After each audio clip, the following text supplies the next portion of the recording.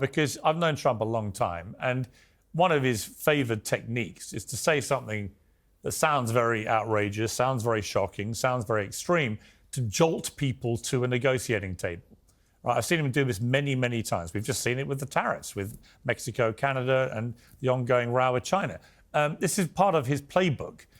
So I don't for a moment think that he believes this is actually achievable the way he laid out yesterday.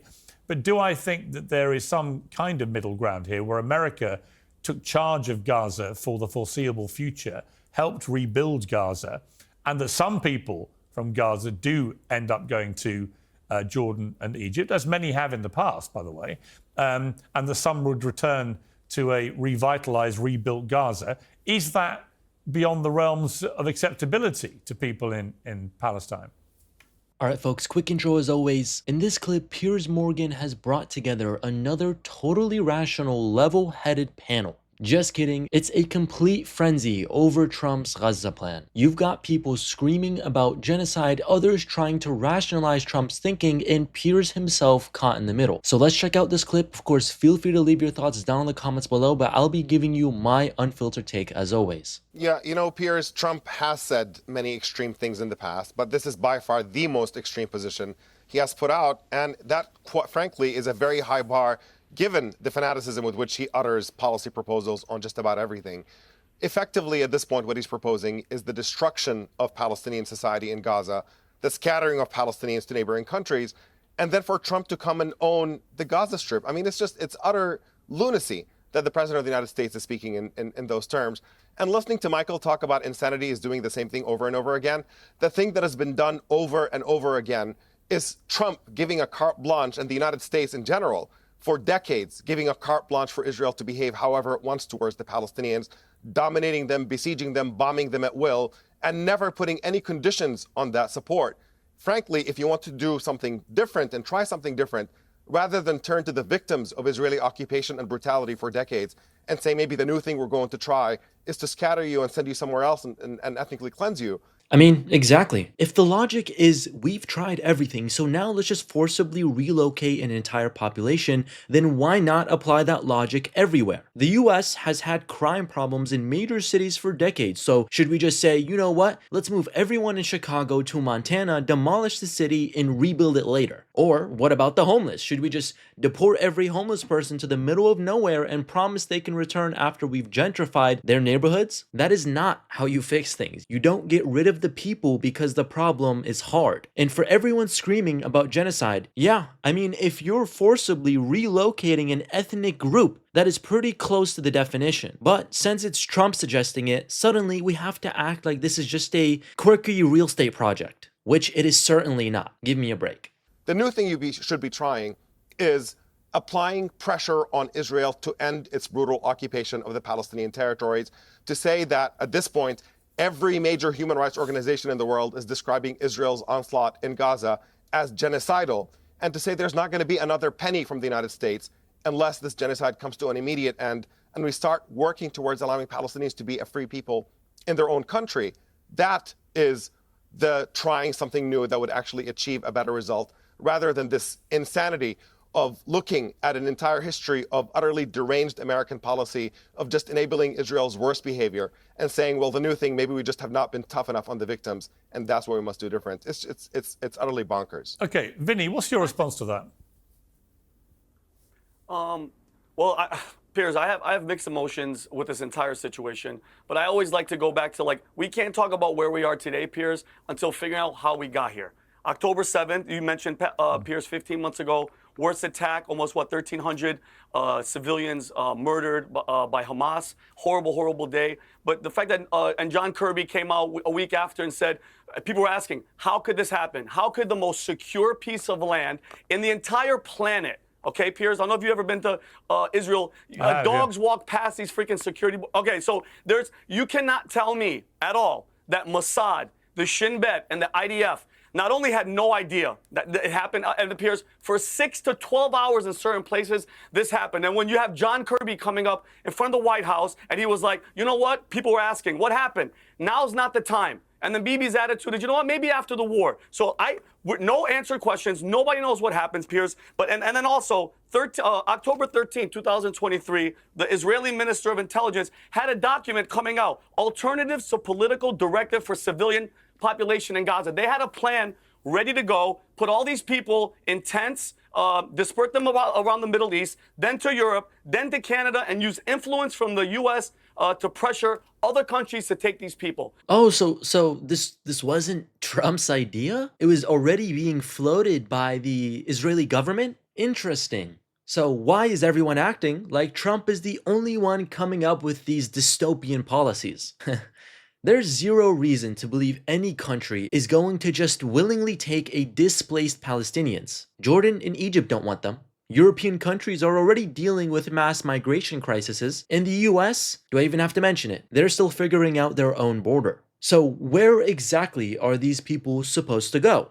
Mars? That's what Elon Musk would say. I mean, this is what happens when people pretend problems just magically go away if you shuffle them somewhere else. But all you're doing is making them someone else's problem. It's lazy, it's irresponsible, and it's never going to work. And honestly, it was never a solution, nor should it have been in the conversation. Okay, you mentioned Egypt doesn't want them. Jordan doesn't want them. I don't know how persuasive Trump is going to be to take people. But I mean, Piers, put yourself in the innocent people, the people that had nothing to do with it. They're not terrorists. They don't support Hamas. Their country, their land, is flattened. Now they're gone, and now you're hearing people saying, oh, we're going to build it. And yeah, maybe these people could come back, Piers. There's over 64,000 people dead. I mean, over half women and children and innocent people. And now we're talking about building a paradise on top of their bodies.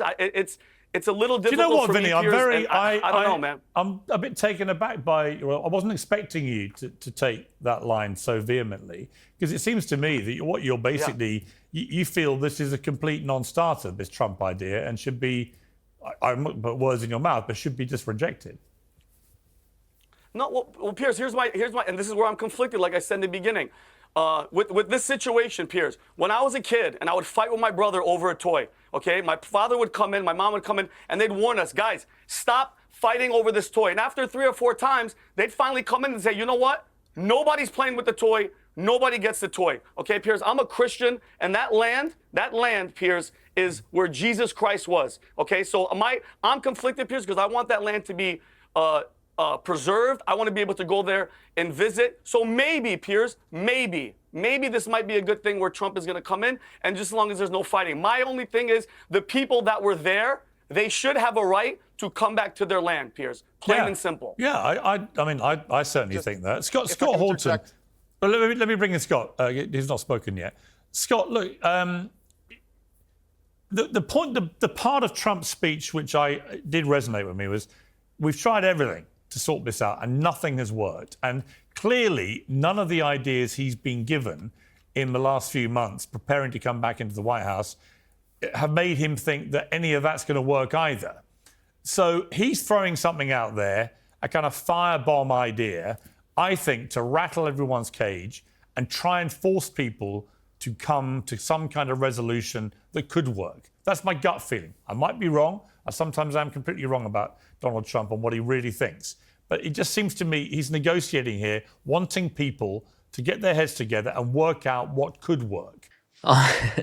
Honestly, I think this is one of the worst arguments of all. Saying we've tried everything to sort this out and nothing has worked, and we came up with this, random idea that we think might work is so stupid to me. Number one, this idea did not come out of thin air, right? We know who gave them this idea. We know who gave Trump this idea. I mean, come on.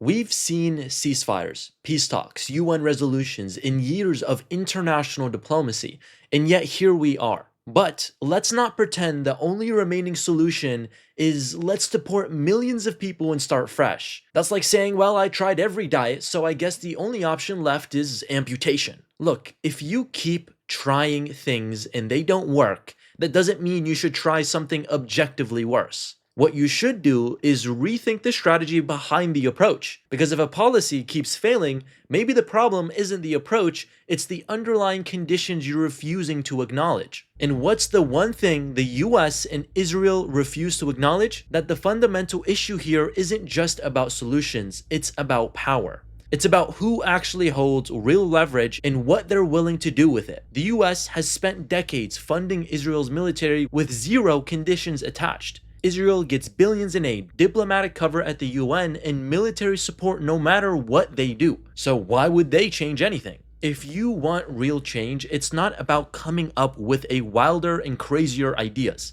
Let me put it this way. If a kid keeps misbehaving and every time they do, you just hand them a cookie, you don't get to turn around years later and say, we've tried everything but nothing works. No, you haven't, because you never actually punished the behavior in the first place. So if Israel knows they can do whatever they want, occupy, bomb, blockade, expand settlements, and still keep getting support from the US, why would they ever stop? Maybe, just maybe, instead of coming up with plans that involve deporting millions of people, we should try something radical, like not enabling this conflict in the first place. And I know what people are going to say, but Hamas, but security, but self-defense. Sure, but none of that justifies treating millions of civilians like disposable chess pieces. The second you start acting like entire populations can just be rearranged at your will, you lose the right to call yourself the quote-unquote good guys. So yeah, I know we've tried a lot of things, but maybe the real insanity isn't that nothing has worked. Maybe it's that we keep refusing to admit why nothing has worked. Because as long as the power dynamics stay the same, no amount of bold, new ideas is going to change anything. At least that's my unfiltered take. Of course, as always, I would love to hear what you guys think. Let me know down in the comments below if you agree with the points that I just made. If you agree with the points made within this clip, let me know down in the comments.